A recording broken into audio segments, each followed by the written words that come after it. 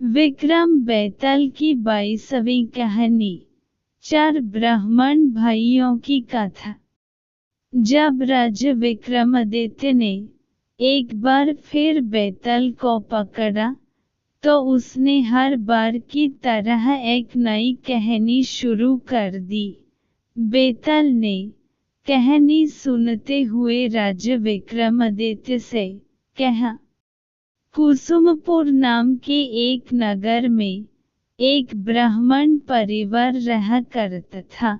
ब्राह्मण के परिवार में 4 बेटे और उसकी पत्नी थी। ब्राह्मण अपने परिवार के साथ सुखी सुखी जीवन बीत रहा था।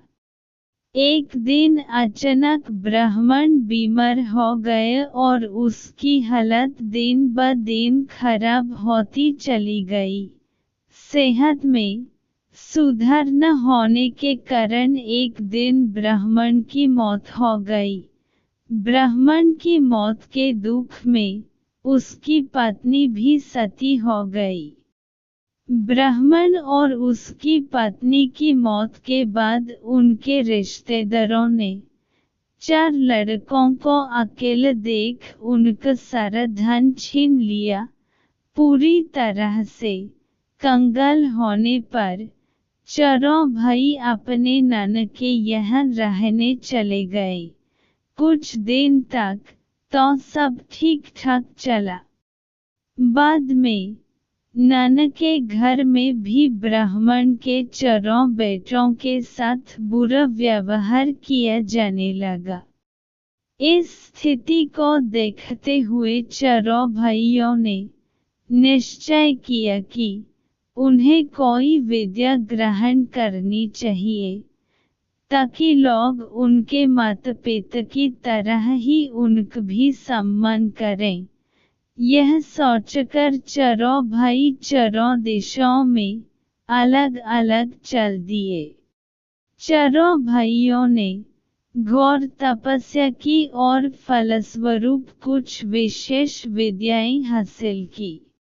जब 4 भाई काफी समय बाद मिले, तो उन्होंने एक दूसरे को खुद के द्वारा हासिल की गई विद्या के बारे में बताया।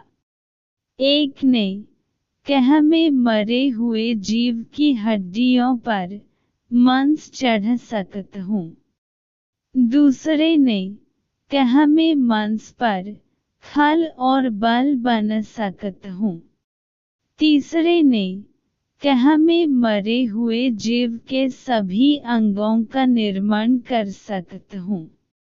चौथे ने कहा, मैं मरे हुए जीव में जान फूंक सकता हूँ।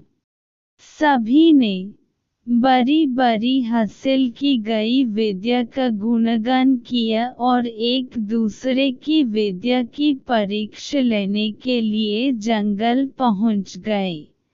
जंगल में उन्हें एक मरे हुए शेर की हड्डियां मिली।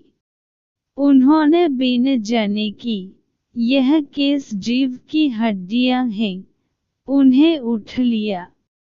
पहले ने अपनी विद्या से उन हड्डियों पर मांस चढ़ा दिया। दूसरे ने उस पर खाल और बाल पैदा कर दिए। तीसरे ने उस जीव के सभी अंगों का निर्माण कर दिया। अंत में चौथे ने अपनी विद्या का प्रयोग करके शेर में जान फूंक दी।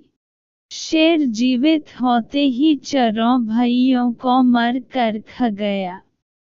इतना कहते हुए बेताल बोला, बता विक्रम, बता इन 4 पढ़े लिखे मूर्ख में सबसे बड़ा मूर्ख कौन था? विक्रम ने जवाब देते हुए कहा, इन 4 मूर्ख में सबसे बड़ा मूर्ख चौथा भाई था, जिसने शेर में जान फूंके।